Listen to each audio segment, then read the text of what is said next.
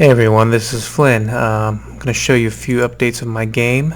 First I want to point out that I made a standalone executable of my game, so you don't have to watch me play from the Unity environment. We can actually play full screen. So here's my executable. The standard Unity icon is on there.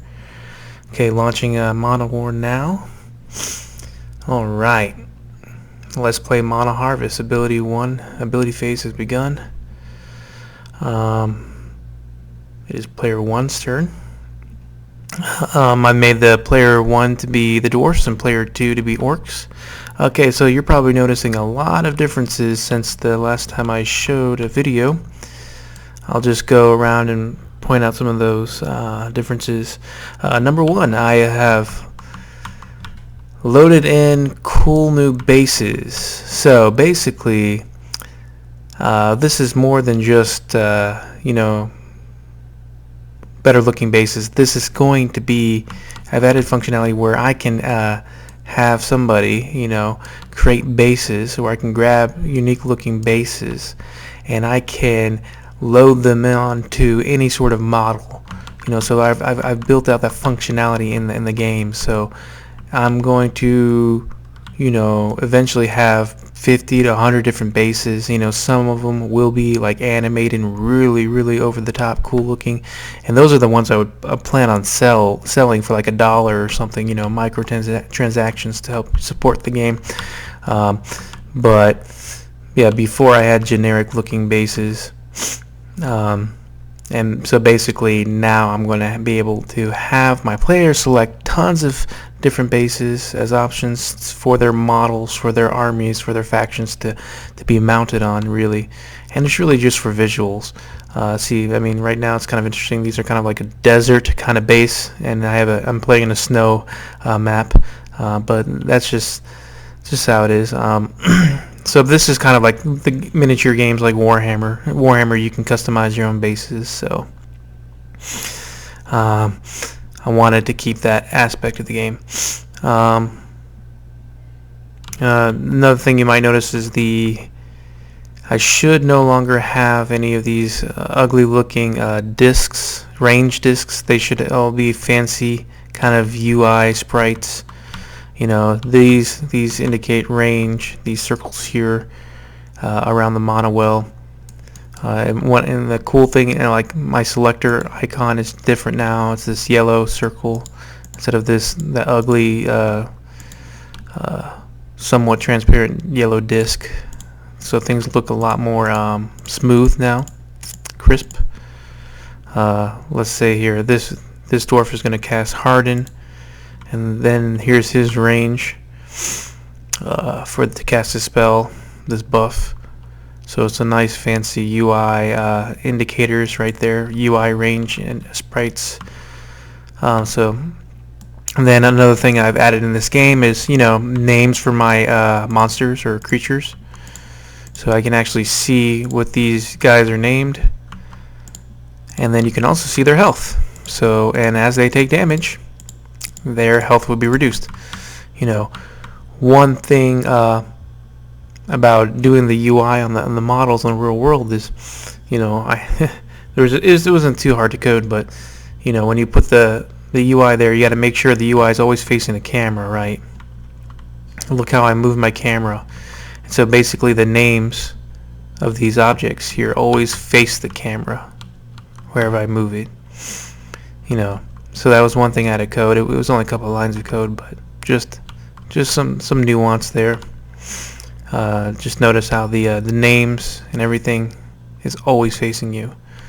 So yeah, and I also added names to the objectives to Monowell, and I also have an active indicator to let you know if it's active or not. Because after you harvest mana, it will become disabled. Then I have the graveyard here, make it a little bit more obvious. Hey, this is the graveyard. So did that. Another thing with the bases, as you load in the bases to the monsters, I also added the functionality where the monsters themselves are loaded in, right? So player 1 can be dwarfs or these orcs, or one of the 80 other factions I plan on adding in here.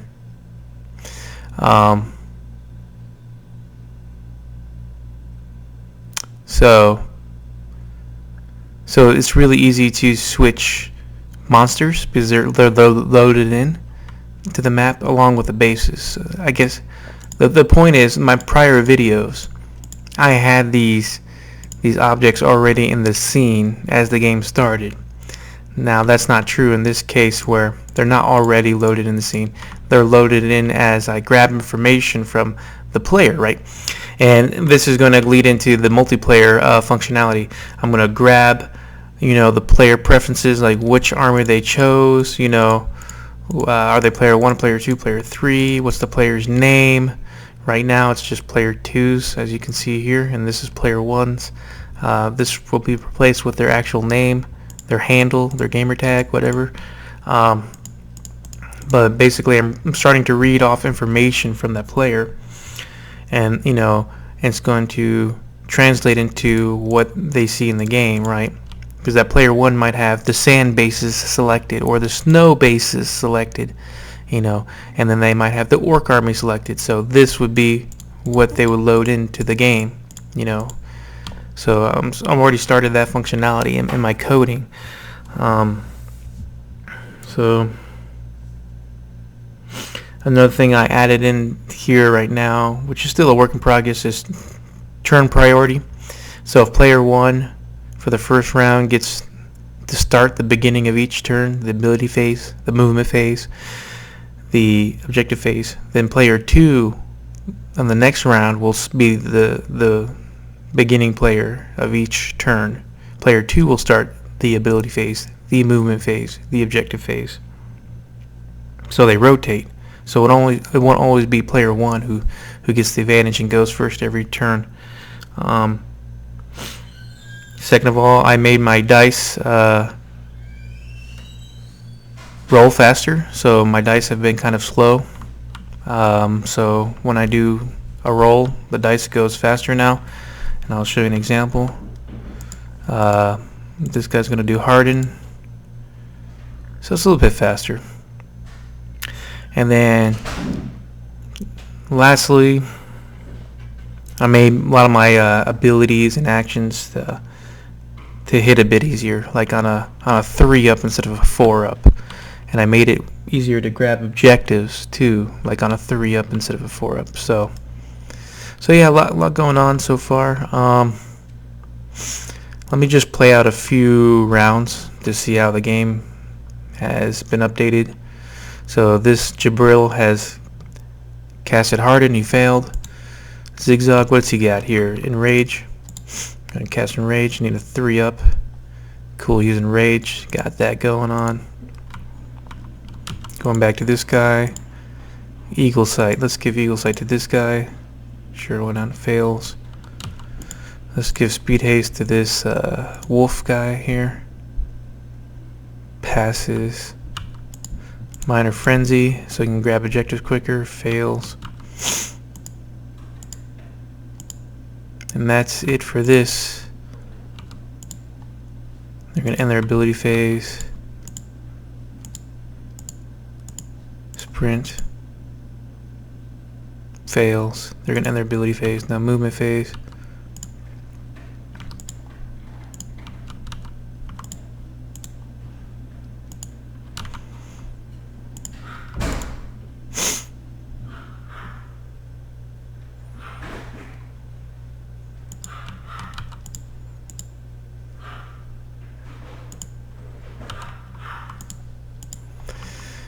And eventually I'll have the players actually place their monsters. Right now I have them kind of in a pre-set up spaces when they start the game.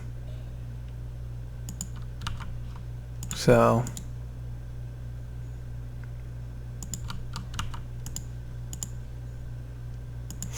alright, movement saves done.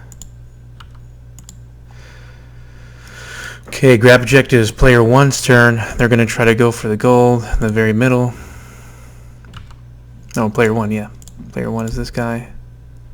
Oh, you need. Oh, he got it. Cool. So Jabril has captured the 3 mana. This is now disabled, as you can see. Player 1 has 3. Player 2's turn now.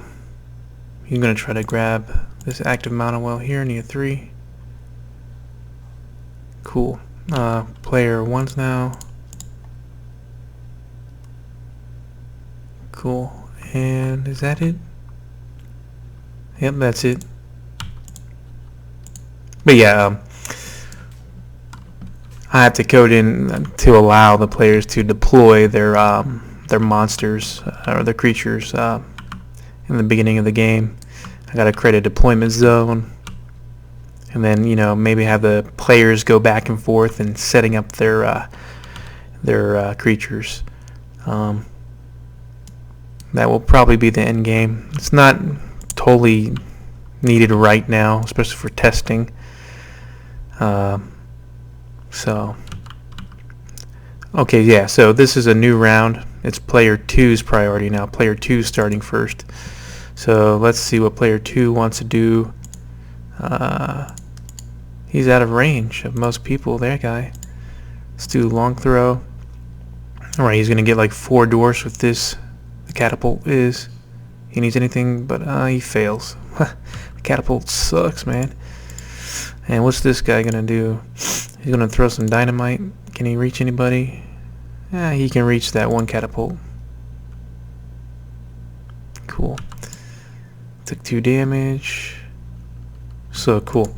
Now you see this catapult took some damage from this miner here who threw dynamite on him.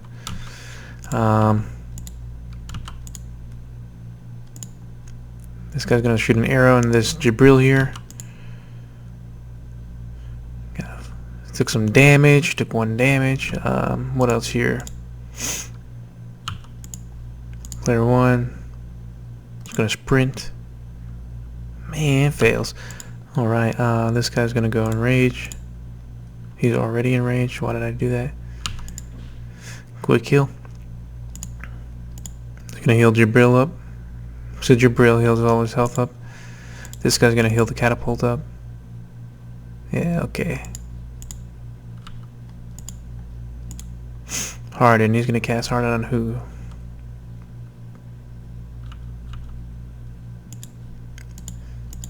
None of these guys have Harden, so maybe he'll cast it on himself. He's in the thick of it. Fails. Alright, Fireball anywhere? Nope. Speed Haste, Savage Strike.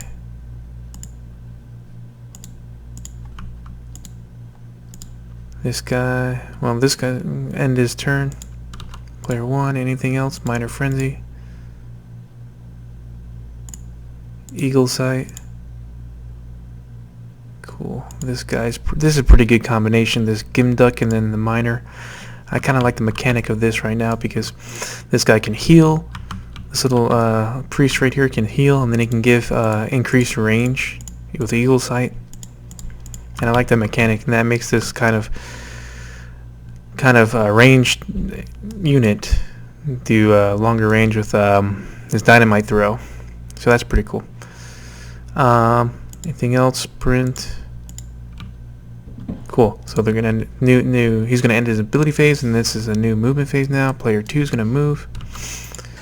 Player 2 has priority. Player 1.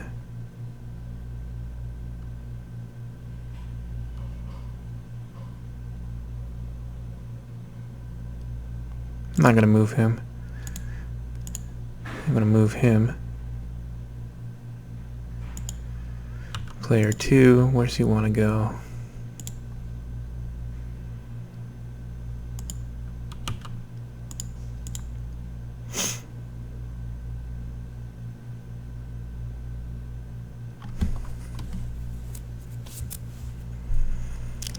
Here. Player. See, look how fast this wolf is. He's gonna try to grab this objective here. This guy is going to try to counter, attack him there. This guy's going to go for the middle. This guy's going to go here. Meet him in battle. Alright. Let's end Objective phase. Player 2 gets to start. Player 2 is going to try his luck. Get the middle one. Got it. So now it's 4-4. Player 1 here. Try to grab this objective. Fails. Player 2. I'm going to try to grab this objective over here. Fails. Player 1.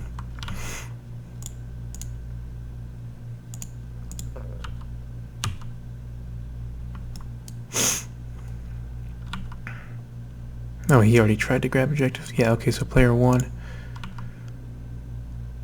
Try to grab this objective here. Fails.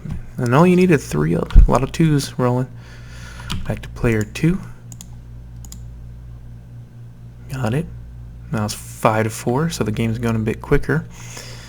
Back to player 1. Player 1 can't grab anymore. He's got that blue token there. He already done it. He already spent his action. He already spent his action.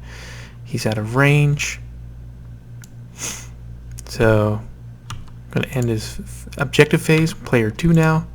I'm going to try to grab this last one. Cool. So now it's 6-4. He's going to end the phase, starting a new round with player 1 as priority. Player 1 is going to try to do some damage here.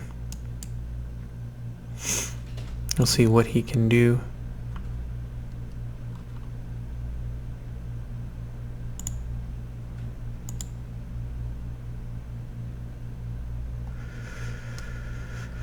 Throw some dynamite.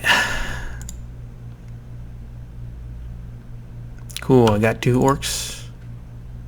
Oh man, he saved them both, even if their armor saves are 5. There we go, he took 2 damage. This guy's turn. He thinks he's gonna lose this guy, so he's gonna start doing damage to him, I suppose. Gimduck's taking some damage. Gimduck saved them both. Wow. Player 1's turn.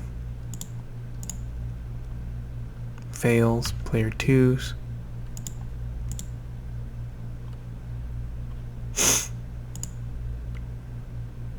Cast a fireball on this guy. Take 3 damage. Only takes 1. Maybe I need to update up the damage in this game. Okay. Player 1's turn now. Shield bash. Got a 6. Okay, also zigzags. Turn. Let's do. He's already enraged. But he has shield bash on him now. All right, he's gonna do some damage to this dude. Did 4 damage, 4 hits, 3 damage. Ooh, Hazmit's about to take some hits. So Hazmit's turn. He's gonna do righteous strike on the zigzag. Come on. All right, let's kill some orcs. Ooh, zigzag. Ah, zigzag. He has 1 health left. We did not finish him off. So this guy's gonna snipe Hazmit.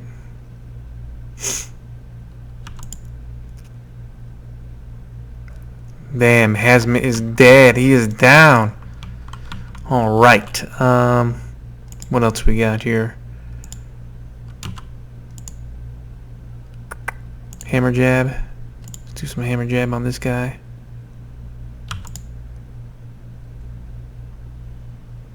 Cool. Did some damage there.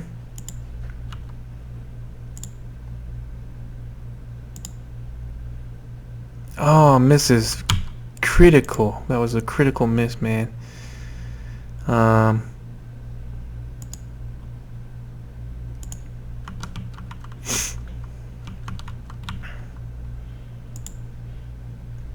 Let's do eagle sight on this guy. Oh, how about on this guy? Fails. Spear jab. Man, this catapult cannot do anything. Okay, player 1's turn. Harden. That guy doesn't have Harden, so I'm going to cast Harden on this little dwarf here. Man. Missing everything. Savage Strike. Let's do Savage Strike on Gimduck. Fails. So the dwarfs are going to end their turn. Now player 2's gonna quick heals. Let's do a quick heal on. I'm out of range. What? Am I out of range? Yep, I'm out of range of this catapult here. Even though it looks like it is in the range, so maybe there's some inaccuracy there. Something's off with the collision, I suppose. But anyway, well, this guy, speed haste. Let's do speed haste on himself. Fails. Okay, so he's gonna be done. Movement phase. Player 1's priority.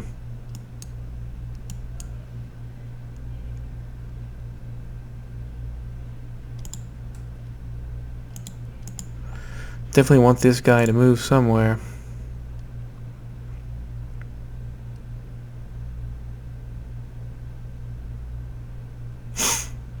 Player 2. I think player 2 is all good.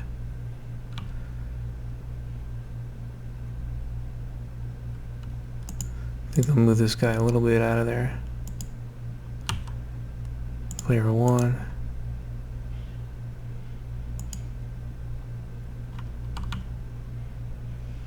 Cool. And movement phase. And movement phase, objective phase. So player 1 has priority. He's going to go for the goal. This is minor. This is the dwarf miner here. He has minor frenzy on himself. Increase grab objective roll by 1. So he needs a 2 up. He should not fail this. Cool.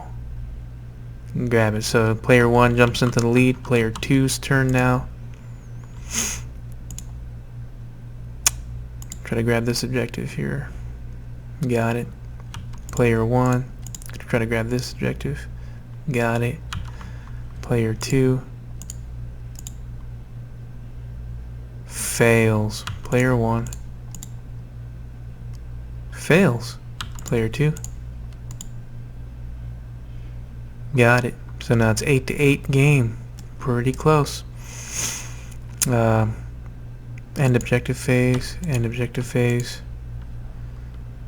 New round has started, and look at Hazmat. He's way back here, starting a player 2. So this is cool. The dwarf responds. The game is still going. It's 8-8. That's pretty much all I have to show you guys right now. I do want to show you one more thing here in the Unity browser, in the Unity interface. I wanted to show you the base load and the monster load. So you can see how the dwarfs have the sand bases and the orcs have the snow bases. Now I'll just change that real quick here. Let's give the orcs a generic ugly old gray base. And then let's give the dwarfs the snow base. See, all I have to do is load the prefab in the loader. And I have a player manager that I'm creating where I'm getting all this player information. Like what base they're using, what army they are using, and then I'll have what dice they're using, because I'm going to have special skins for the dice and maybe animations too to make them look cool. So that's all going to be part of the player, information. So right now the orcs will have the gray base and the dwarves will have the snow base. So let's see that happen. So yeah, here are these ugly bases that was using earlier, generic. Now the dwarves have the snow bases.